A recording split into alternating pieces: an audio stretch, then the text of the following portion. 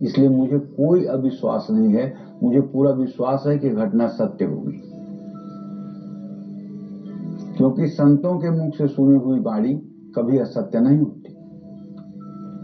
उन्होंने बताया कि एक संत बहुत अति प्राचीन काल में चित्रकूट में निवास करते थे। चित्रकूट वही जहां राम जी 12 साल निवास किए थे, और वो 24 घंटे भगवान श्री हरि विष्णु की साधना में लगे रहते थे, और पूर्ण रूपेण वो सिद्ध संत थे।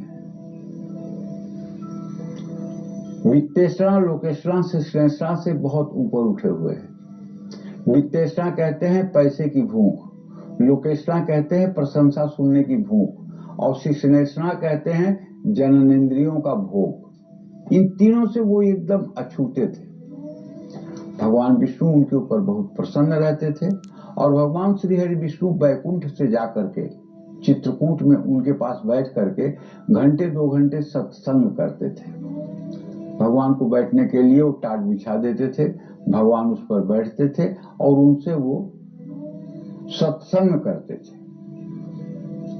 जब 2 घंटे रोज भगवान विष्णु गायब रहने लगे तो माँ लक्ष्मी ने एक दिन पूछा कि प्रभु आप 2 घंटे के लिए रोज कहाँ गायब हो जाते हैं? तो बोले ऐसे ही मृत्यु लोक में एक मेरे बड़े अच्छे संत हैं, उनके पास चला जाता हूँ मिलने के लिए। तो लक्ष्मी जी ने कहा कि तब मुझे भी एक दिन ले चलिए, उनका दर्शन करवाइए। भगवान ने कहा नहीं देवी आप मत चलिए। कहें क्यों?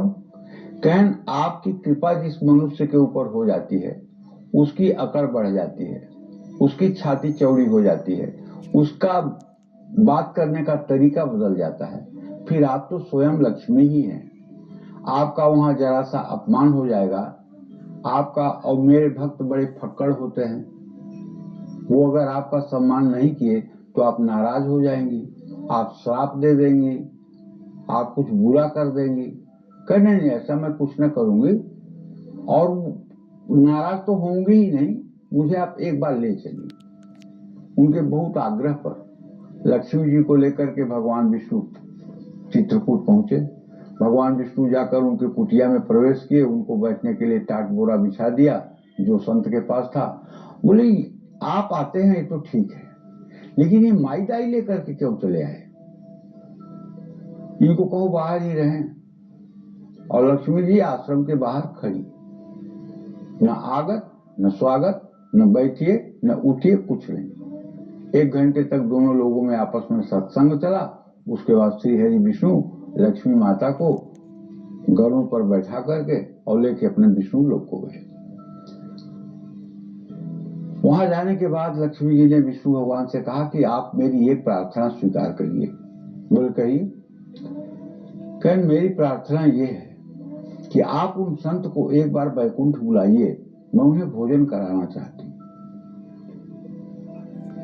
बोले वो कहाँ आएंगे भोजन करने, वो तो ऐसे कुछ साग पात खा लेते हैं, उन्हें भोजन वोजन से क्या मतलब है, स्वाद वाद से क्या मतलब है। कह नहीं एक बार आप आग्रह करिए, अगर एक बार आकर के भोजन पा लेंगे तो मैं भी अपने को धन्य मानूंगी। भगवान श्री हरि विष्णु गए, संत से कहे कि लक्ष्मी बहुत चाहती हैं कि आप एक बार उनके हाथ का प्रसाद पाएं। बोले अरे मैं कहाँ जाऊंगा, मुझे कुछ ऐसा खाने पीने की इच्छा नहीं है, मैं जैसे हूं यहाँ भजन कर रहा हूँ ठीक हूँ। बोले नहीं एक बार आप विचार करिए। तो बोले मैं बैकुंठ जाऊंगा कैसे? तो बोले उसके लिए चिंता मत करिए, मेरा गरुड़ आएगा आपको अपने पीठ पे बैठा करके और बैकुंठ ले जाएगा, और बैकुंठ से फिर ले आकर आपको पहुंचाएगा। कहें तब ठीक है। गरुड़ जी आए, लेके गए, बैकुंठ पहुंचे।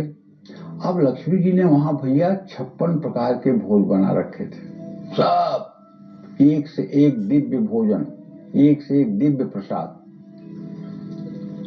तो हमारे सनातन धर्म में कच्ची पक्की का बड़ा ध्यान है। जैसे पूरी सब्जी तो कोई कहीं खा लेगा, लेकिन रोटी दाल और चावल हर जगह आदमी नहीं खाता है।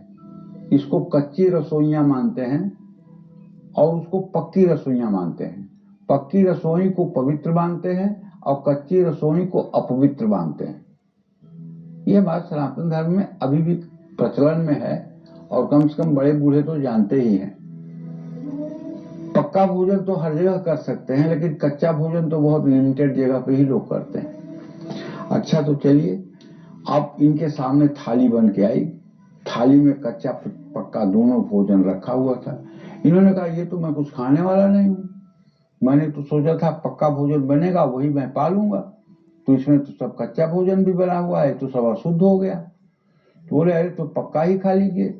कहे नहीं, पक्का कैसे खाऊंगा, जिस रसोई में कच्चा पक्का दोनों बन गया उस रसोई में मैं खा ही नहीं सकता हूं, अब मैं खाऊंगा ही नहीं। बहुत लक्ष्मी जी ने आग्रह किया, नहीं मुझे नहीं खाना है, इसलिए कच्चा पक्का दोनों बन गया, ये अशुद्ध हो गया।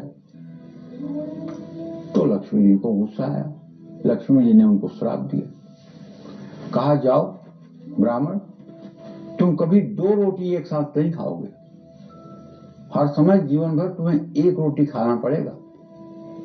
कहें ये देखो, एक तो बुलाया भोजन कराने के लिए और भोजन भी ठीक से नहीं कराई और ऊपर से श्राप भी दे रही है, ये देखिए ये कितनी जबरदस्ती है। कोई बात नहीं, लेकिन मैं भी आज आपको श्राप देता हूं कि आप मृत्यु लोक में जाकर के नीच कुल में पैदा होंगी और शादी के पहले घर छोड़ करके साधु संतों की सेवा में चली जाएंगी और बहुत वर्षों तक तपस्या करने के बाद जब त्रेता में रामावतार होगा, जब राम आपसे मिलेंगे, तब फिर से आप लक्ष्मी लोक को आएंगे।